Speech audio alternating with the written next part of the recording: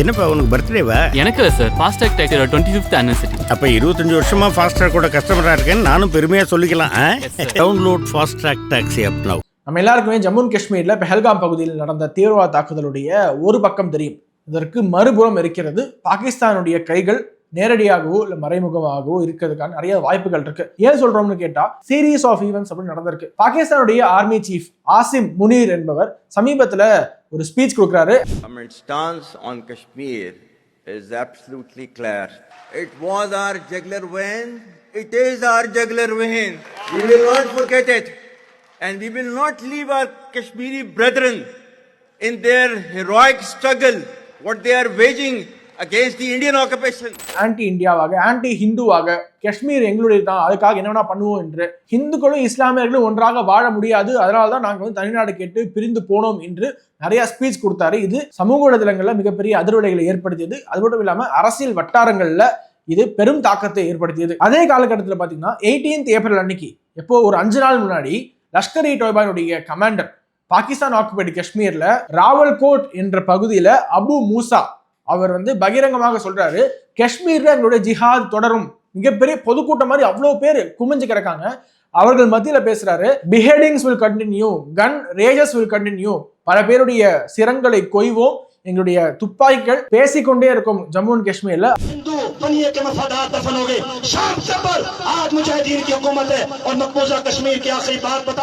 அது மட்டும் இல்லாமல் வெளியில இருந்து நிறைய பேர் ஜம்மு அண்ட் காஷ்மீருக்கு வந்துகிட்டே இருக்காங்க. யார சொல்றாருன்னா, இந்தியாவுடைய பல்வேறு பகுதிகளில இருந்து காஷ்மீருக்கு போகக்கூடிய டூரிஸ்ட் உட்பட பல்வேறு நபர்களை குறிப்பிட்டு இவர்களை எல்லாமே நம்ம ஒழித்து கட்டுவோம் என்று பேசியிருக்காரு. பாகிஸ்தானை சேர்ந்த பல சோசியல் மீடியா ஹேண்டில்ஸ் கடந்த 1-2 மாதங்களாகவே சோசியல் மீடியால காஷ்மீர்ல டூரிசம் பூஸ்ட் ஆயிட்டு இருக்கு, மோடி கவர்மெண்ட் கீழே காஷ்மீர் டூரிசம் அதிகமாயிட்டு இருக்கு, இது அப்படியே சும்மா விடக்கூடாது என்று பல பதிவுகள். இது கல்ச்சுரல் எரேஷன், அதாவது கலாச்சார சீரழிப்பு, ஹிந்துத்வா இம்போசிஷன், ஹிந்துத்வாவை புகுத்துறாங்க என்றெல்லாம் அந்த பாகிஸ்தானி ஹேண்டில்ஸ் போடுவதற்கான காரணம் இப்போதான் புரிகிறது. இப்படி தொடர்ச்சியாக காஷ்மீர் குறித்து பாகிஸ்தான் பேஸ்ட் மிலிட்டன்ஸாக இருக்கட்டும், பாகிஸ்தானுடைய ஆர்மி சீஃப் ஆக இருக்கட்டும், Pakistan based social media handles ஆக இருக்கட்டும், காஷ்மீரை குறித்தும் காஷ்மீருக்கு வரக்கூடிய டூரிஸ்ட்கள் குறித்தும் தொடர்ச்சியாக பதிவிட்டுட்டே வராங்க. நேற்று பாத்தீங்கன்னா நம்மளுடைய இந்தியாவை சேர்ந்த பல மாநிலங்களை சேர்ந்த டூரிஸ்ட்கள் அங்க போனவர்கள் சுட்டுக் கொல்லப்பட்டிருக்காங்க.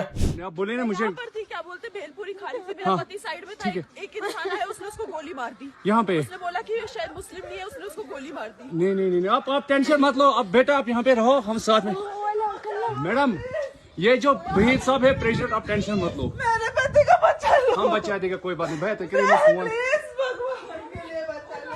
please ask for help, we don't need okay this. don't worry you okay, you need a water sir we'll manage, just ask for help, okay you first you give the hands water, drop of water, take a drop of water sir please. இது கண்டிப்பாகவே சாதாரணமாக எதேச்சாக நடந்த ஒரு அட்டாக்காக இருக்காது, பல மாதங்களாக plan பண்ணி இவங்க செய்திருக்காங்களோ என்ற ஒரு சந்தேகம் இங்க பலருக்கும் எழுந்திருக்கு. இதற்கு பின்னாடி பாகிஸ்தான் இருக்குமோ என்று ஒரு வலுவான சந்தேகம் பலருக்கும் இருக்கு. இன்னுமே இது ஏன் ஒரு பிளான்டு கான்ஸ்பிரசி, ஒரு திட்டமிட்டு நடத்தப்பட்ட ஒரு சதி என்று சொல்றோம்னா, தொடர்ச்சியாக இந்தியாவுக்கு ரொம்ப முக்கியமான நாடாக இருக்கட்டும், இல்ல இந்தியாவுக்கு வெளிநாட்டை சேர்ந்த வெளிநாட்டு தலைவர்கள் இங்க வரதாக இருக்கட்டும், அப்போதெல்லாம் இந்தியாவுக்கு எதிராக, இந்திய இறையாண்மைக்கு எதிராக இது போன்ற தீவிரவாத தாக்குதல்கள் தொடர்ச்சியாக நடந்துகிட்டே இருந்திருக்கு. ஏன்னா நேற்று கூட பாத்தீங்கன்னா JD Vance US vice president இந்தியாவில் இருக்கும்போது தான் இந்த ஒரு தீவிரவாத தாக்குதல் நடந்திருக்கு காஷ்மீர்ல. February 24 and 25, 2020 அன்னைக்கு டொனால்ட் ட்ரம்ப் இந்தியாவுக்கு வராரு.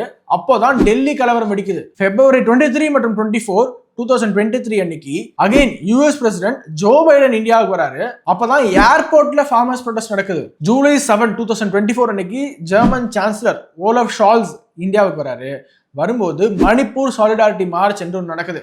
அது மட்டும் இல்லாம இந்தியாவுடைய புதிய பாராளுமன்ற கட்டிடம் திறக்கும் பொழுது ஒட்டுமொத்தமாக டெல்லியை ஸ்தம்பிக்கும் வகையில மல்யுத்த வீராங்கனைகள் நாங்க பார்லிமெண்டை நோக்கி நடந்து போவோம் என்று அறிவிக்கிறாங்க. இன்னும் நிறைய வெளிநாட்டு தலைவர்கள் இந்தியாவுக்கு வரும்போது நிறைய கலவரங்கள், நிறைய தீவிரவாத தாக்குதல் நடத்த வேண்டும் என்ற திட்டங்கள் பலமுறை தவிடுபடியாக்கியிருக்கு இந்திய அரசாங்கம். அதுபோலதான் நேற்று நடந்த இந்த தீவிரவாத தாக்குதலும் காஷ்மீரில் நடந்தது திட்டமிட்டு நடத்தப்பட்டு இருக்குமோ என்ற ஒரு சந்தேகம். இந்தியா மீதான வெறுப்பை உலக அளவில் அதிகப்படுத்த வேண்டும், இந்தியர்களுக்கு இந்திய அரசாங்கத்தின் மீதான இருக்கக்கூடிய நம்பிக்கையை சீர்குலைக்க வேண்டும் என்ற இவர்களுடைய நோக்கம் பட்டவர்த்தனமாக இப்போது அம்பலமாகி இருக்கு. இந்த தாக்குதலுக்கு பொறுப்பேற்றது யாருன்னு பாத்தீங்கன்னா தி ரெசிஸ்டன்ஸ் ஃப்ரண்ட் என்ற ஒரு அமைப்பு. இந்த அமைப்பு பத்தி எங்கேயோ கேள்விப்பட்ட மாதிரி இருக்கா? அவங்க 2024ஆம் ஆண்டு நடந்த பாராளுமன்ற தேர்தலில் பிரதமர் நரேந்திர மோடி அவர்கள் 3வது முறையாக பிரைம் மினிஸ்டராக தேர்ந்தெடுக்கப்பட்டு அவருடைய ஸ்வேரிங் இன் செரிமனி பதவியேற்பு விழா நடந்துகிட்டு இருக்க ஒரு பக்கம், இன்னொரு பக்கம் ரியாசி என்ற பகுதியில ஜம்மு அண்ட் காஷ்மீர் மாநிலத்துல தீவிரவாத தாக்குதல் நடந்தது இல்லையா, அந்த அமைப்பு தான் அந்த தாக்குதலை செய்த அதே த ரெசிஸ்டன்ஸ் ஃப்ரண்ட் என்கிற அந்த மூவ்மெண்ட் 2019ஆம் ஆண்டுக்கு பிறகாக, அதாவது இந்த ஆர்டிகல் 370 அப்ரகேஷனுக்கு பிறகாக நாங்கள் ஆரம்பித்தோம் என்று சொல்லக்கூடிய அவர்களுடைய அந்த கனெக்ஷன்லாம் லஷ்கர் இ தொய்பா அளவுக்கு போகுது. அவர்களுடைய ஒரு விங் என்று தான் சொல்லப்படுகிறது இந்த ஒரு அமைப்பு. இவங்க தான் இந்த ஒரு தீவிரவாத தாக்குதலுக்கும் பொறுப்பேற்றிருக்காங்க. அதுவும் இதற்கு மாஸ்டர் மைண்டாக செயல்பட்டது யாரு என்று நம்மளுடைய உளவு அமைப்புகள் இப்போ கண்டுபிடிச்சிருக்காங்க. செய்ஃபுல்லா கசூரி என்பவர் லஷ்கர் கமாண்டர், பாகிஸ்தான் ஆக்குபைட் காஷ்மீர்ல POKல இருந்து ஆபரேட் ஆகிட்டு இருக்கக்கூடிய இந்த சைஃபுல்லா கசூரி தான் இந்த தீவிரவாத தாக்குதலுக்கு மாஸ்டர் மைண்டாக செயல்பட்டது என்று கண்டறிஞ்சிருக்காங்க. இதை களத்தில் நின்று செய்தவர்கள், துப்பாக்கி எடுத்து சுட்டவர்கள் ஒட்டுமொத்தமாக 6 பேர் என்று நம்முடைய ராணுவம் தெரிவிச்சிருக்காங்க. அதுல 3 பேருடைய பென்சில் ஸ்கெட்சஸை ரிலீஸ் பண்ணியிருக்காங்க என்று போன வீடியோல சொன்னேன். இதற்கிடையில 2 பேரை சுட்டு கொண்டிருக்காங்க, 2 தீவிரவாதிகளை சுட்டு கொண்டிருக்காங்க என்ற செய்திகள் சமூக வலைதளங்கள்ல உலா வந்த வண்ணம் இருக்கு. அதனுடைய உண்மைத்தன்மை நமக்கு தெரியவில்லை. ஆனா நிறைய செய்தி நிறுவனங்கள் அதை எடுத்து போட்டுக்கிட்டு இருக்காங்க. இந்த நிலையில தான் ஒரு ஸ்ட்ராங்கான ரிட்டாலியேஷன் தேவை. இந்தியாவிடமிருந்து ஒரு பதிலடி இருக்க வேண்டும். அந்த பதிலடி எப்படி இருக்க வேண்டும் என்றால், மீண்டும் இந்தியா மீது கை வைக்க எந்த ஒரு தீவிரவாதிக்கும் அந்த நெஞ்சுரம் இருக்கக்கூடாது. ஒட்டுமொத்தமாக அந்த தீவிரவாத கேம்ஸை தரமட்டமாக்கும் விதமாக நம்மளுடைய உரி சர்ஜிக்கல் ஸ்ட்ரைக்கு, பாலக்கோட் அட்டாக்கை விட ரொம்ப ஒரு ஸ்ட்ராங்கான பதிலடி இது கொடுத்தே ஆக வேண்டும் என்று சமூக வலைதளங்களில் இந்தியர்கள் பதிவிட்டுட்டே வராங்க. பிரதமர் மோடி அவர்கள் மீது நாங்கள் நம்பிக்கை வைத்திருக்கோம், இதற்கு ஒரு ஸ்ட்ராங்கான ரிட்டாலியேஷன் தேவை என்று பதிவிட்டு இருக்காங்க. அதற்கு பிரதமர் மோடி அவர்கள் நேற்றே ட்வீட் போட்டிருக்காரு, none of them will be spared, யாரையுமே நாங்கள் விட்டு வைக்க மாட்டோம், ஒரு எச்சரிக்கையாக சொல்லிக்கிறோம், இந்தியா மீது தாக்குதல் நடத்த வேண்டும் என்ற ஒரு எண்ணம் இனியும் யாருக்கும் வரக்கூடாது. இந்தியா தீவிரவாதத்தின் மேல இருக்கக்கூடிய நடவடிக்கை இன்னுமே தீவிரமாகுமே தவிர என்றுமே குறையாது என்று சொல்லியிருக்காரு. சம்பவம் நடந்த உடனே அமித்ஷா அவர்கள் காஷ்மீர் கிளம்பி போயிட்டாரு. நம்முடைய அஜித் தோவல் அவர்கள் ஒட்டுமொத்தமாக இந்த சினாரியோவை மானிட்டர் பண்ணிட்டே இருக்காரு. பிரதமர் மோடி அவர்கள் தன்னுடைய சவுதி அரேபியா பயணத்தை பாதியிலேயே முடிச்சுக்கிட்டு இந்தியா திரும்பியிருக்காரு. இதுல குறிப்பிடத்தக்க விஷயம் என்னன்னா, பாகிஸ்தானி ஏர் ஸ்பேஸ் அதை முற்றிலுமாக தவிர்த்திருக்காரு.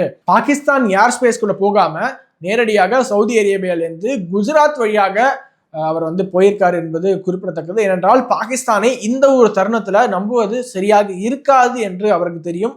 ஏனென்றால் பாகிஸ்தானி ஏர் ஸ்பேஸ் என்பது அவ்வளவு சேஃபான ஒரு ஏர் ஸ்பேஸ் கிடையாது. நம்மளுடைய நாட்டுக்குள் நடந்த ஒரு தீவிரவாத தாக்குதல், பாகிஸ்தானுடைய தூண்டுதல் பேரால் நடந்த ஒரு தீவிரவாத தாக்குதல் நடந்த பொழுது ஒரு இந்திய பிரதமர் பாகிஸ்தான் ஏர் ஸ்பேஸ் வழியாக வருவது என்பது கண்டிப்பாக சேஃபாக இருக்க முடியாது.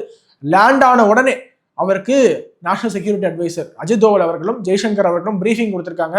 ஒரு ஹை லெவல் மீட்டிங் நடந்திருக்கு, அவசரமாக நிறைய சந்திப்புகள் நடந்திருக்கு.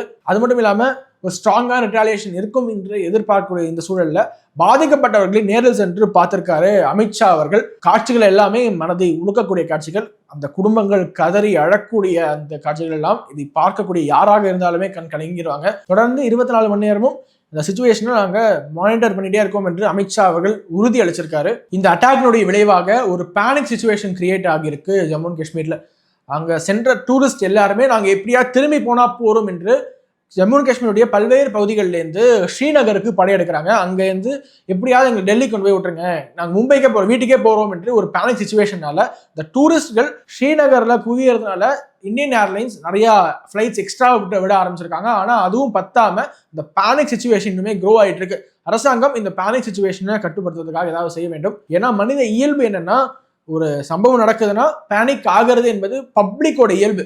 ஆனால் அரசாங்கம் அந்த பேனிக்கை கட்டுப்படுத்த வேண்டும். ஏன்னா இந்த பேனிக் என்பது அரசாங்கத்துக்கும் சரி பொதுமக்களுக்கும் சரி நல்லதே கிடையாது. இயல்பு நிலைக்கு அந்த பகுதி திரும்புவதற்கான அனைத்து முன்னேற்பாடுகளையும் அரசு செய்ய வேண்டும். இதற்கிடையில அந்த பாதிக்கப்பட்டவர்களுக்காக நாங்க கேண்டில் ஏந்தி, மெழுகுவத்தி ஏந்தி நாங்க மார்ச் போறோம், பேரணி நடத்துறோம் என்று சொல்பவர்கள் லோக்கல் காஷ்மீரிஸ்.